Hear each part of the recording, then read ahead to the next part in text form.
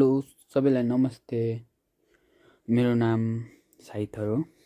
म चाहिँ आज तपाईँहरूलाई लिगा वानमा यो भर्चुअल फुटबल स्टकको बारेमा एक्सप्लेन गर्न जाँदैछु।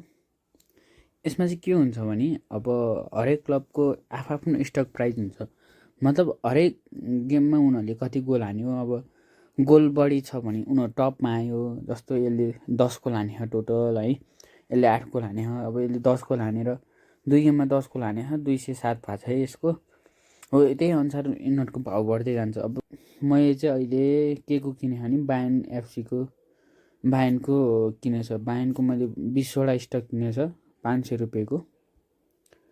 यसमा अब अहिले अब यो अपकमिङ गेमहरूमा चाहिँ अहिलेसम्म त यसले 2 गेममा 6 गोल मात्रै हाने, त्यही भएर भ्यालु छैन यसको खासै है। अब यसले अब आउने गेमहरूमा राम्रो पर्फर्मेन्स देखाएर धेरै गोल हानेर माथि गयो भने यसको भाउ बढ्छ।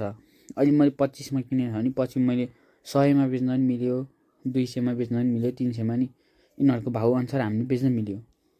त्यस्तै हामीले अब के किन्न मिल्छ भने यहाँ मिल्छ। टप हान्नु छ भने आफै हान्नु मिल्छ यसबाट। अहिले हेर्नुहोस् सबैको भाउ यति छ। इन्टर मिलान अब लास्ट गेममा राम्रो पर्फर्मेन्स देखाएर अब अपकमिङ गेमहरूमा अब बायनले नि दामी खेल्यो भने भाउ बढ्छ यसको नि। त्यही भएर इफ तपाईँहरू इन्ट्रेस्टेड हुनुहुन्छ भने स्टकहरूको अलिक नजिक छ भने यो खेल्न मिल्यो।